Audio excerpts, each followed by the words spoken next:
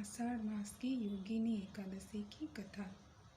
युधिष्ठिर ने पूछा, वासुदेव, आषाढ़ के कृष्ण पक्ष में जो एकादशी होती है उसका क्या नाम है? कृपया उसका वर्णन कीजिए। भगवान श्री कृष्ण बोले, नृपश्रेष्ठ, आषाढ़ के कृष्ण पक्ष की एकादशी का नाम योगिनी है। यह बड़े बड़े पातकों का नाश करने वाली है। संसार सागर में डूबे हुए प्राणियों के लिए सनातन नौका के समान है। तीनों लोकों में यह सारभूत व्रत है। अलकापुरी में राजाधिराज कुबेर रहते हैं। वे सदा भगवान शिव की भक्ति में तत्पर रहने वाले हैं। उनके हेममाली नाम वाला एक यक्ष सेवक था जो पूजा के लिए फूल लाया करता था। हेममाली की पत्नी बड़ी सुंदरी थी। उसका नाम विशालाक्षी था। वह यक्ष काम पास में आबद्ध होकर सदा अपनी पत्नी में आसक्त रहता था। एक दिन की बात है, हेममाली मानसरोवर से फूल लाकर अपने घर में ही ठहर गया और पत्नी के प्रेम का रसास्वादन करने लगा तब कुबेर के भवन में न जा सका। इधर कुबेर मंदिर में बैठकर शिव का पूजन कर रहे थे। उन्होंने दोपहर तक फूल आने की प्रतीक्षा की। जब पूजा का समय व्यतीत हो गया तो यक्षराज ने कुपित होकर सेवकों से पूछा, यक्षों, दुरात्मा हेममाली क्यों नहीं आ रहा है? इस बात का पता तो लगाओ। यक्षों ने कहा, राजन, वह तो पत्नी की कामना में आसक्त हो अपनी इच्छा के अनुसार घर में ही रमण कर रहा है। उनकी बात सुनकर कुबेर क्रोध में भर गए और तुरंत ही हेममाली को बुलवाया। देर हुई जानकर हेममाली के नेत्र भय से व्याकुल हो रहे थे। वह आकर कुबेर के सामने खड़ा हुआ। उसे देखकर कुबेर की आंखें क्रोध से लाल हो गई। वे बोले, ओ पापी, ओ दुष्ट, ओ दुराचारी, तूने भगवान की अवहेलना की है। अतः क्रोध से युक्त और अपनी उस प्रियतमा से वियुक्त होकर इस स्थान से भ्रष्ट होकर अन्यत्र चला जा। कुबेर के ऐसा कहने पर वह उस स्थान से नीचे गिर गया। उस समय उसके हृदय में महान दुख हो रहा था। कोड़ों से सारा शरीर पीड़ित था, परंतु शिव पूजा के प्रभाव से उसको स्मरण शक्ति लुप्त नहीं होती थी।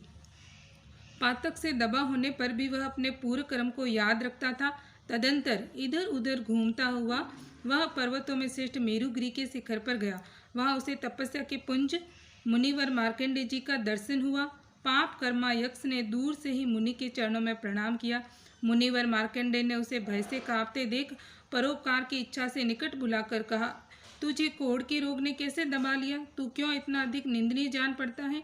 यक्ष बोला, मुनि, मैं कुबेर का अनुचर हूँ। मेरा नाम हेममाली है। मैं प्रतिदिन मानसरोवर से फूल ले आकर शिव पूजा के समय कुबेर को दिया करता था। एक दिन पत्नी सहवास के सुख में फंस जाने के कारण मुझे समय का ज्ञान ही नहीं रहा। अतः राजाधिराज कुबेर ने कुपित होकर मुझे शाप दे दिया, जिससे मैं कोढ़ से आक्रांत होकर अपनी प्रियतमा से बिछुड़ गया। मुनि श्रेष्ठ, इस समय किसी शुभ कर्म के प्रभाव से मैं आपके निकट आ पहुंचा हूँ। संतों का चित्त स्वभावतः परोपकार में लगा रहता है। यह जानकर मुझ अपराधी को कर्तव्य का उपदेश दीजिए। मार्कंडेय जी ने कहा, तुमने यहाँ सच्ची बात कही है, असत्य भाषण नहीं किया है, इसलिए मैं तुम्हें कल्याणप्रद व्रत का उपदेश करता हूँ। तुम आषाढ़ के कृष्ण पक्ष में योगिनी एकादशी का व्रत करो। इस व्रत के पुण्य से तुम्हारी कोढ़ निश्चय ही दूर हो जाएगी। भगवान श्री कृष्ण कहते हैं। ऋषि के ये वचन सुनकर हेममाली दंड की भांति मुनि के चरणों में पड़ गया। मुनि ने उसे उठाया। इससे उसको बड़ा हर्ष हुआ।